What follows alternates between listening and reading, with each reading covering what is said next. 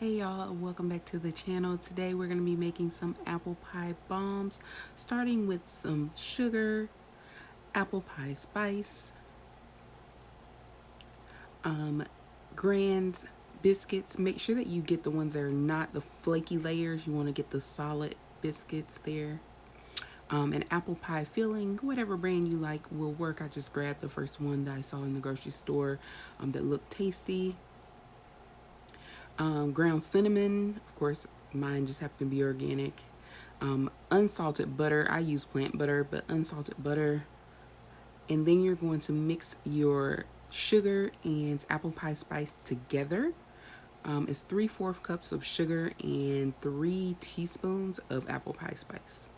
Next, you're going to take your biscuits and you're going to open those up and then separate each biscuit in half. And they do kind of break apart. They kind of have like a natural point where you can pull them apart pretty easily. So it didn't take me very long to separate them.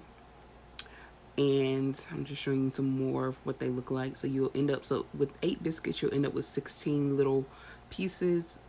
Next, you want to flatten them out if you have a rolling pin. I didn't, so that's probably the one thing in my kitchen I don't own. So I use my hands to flatten it out, but a rolling pin would be best. And that's just giving you a look at what it looks like after I finish flattening everything. Next, you want to take your apple pie filling and you want to put it in a separate bowl. And there you go. You can see what it looks like. They were yummy, by the way. And then you're going to take your cinnamon and mix that with the apples. And you'll see that's now like an apple cinnamon looking filling. You can make a homemade apple cinnamon, filling, and you may not have to add cinnamon if you do it yourself. Once you do that, you're going to apply about a teaspoon of the filling onto your pressed out biscuits. And then you're going to kind of mush them up almost like a dumpling, Chinese dumpling. I need to get better at that, but hey, first go round. As you can see, after baking them, some of my rolling skills were better in some than others, but that's the end result. Finally, you are going to dip them into your melted butter, which is what's in that gray container, and in your mixture of sugar and apple pie spice for the coating.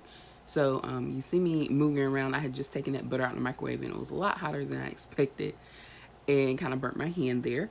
But then you're going to dip it into your apple pie spice and sugar coating and just coat those as your final touch there.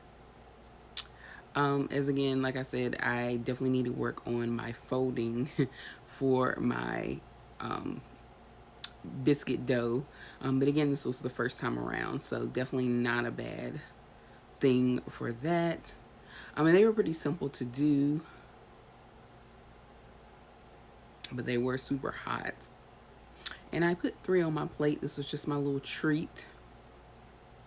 So that's the end result. That was 3 of them that I did, all coated with the butter and the mixture there.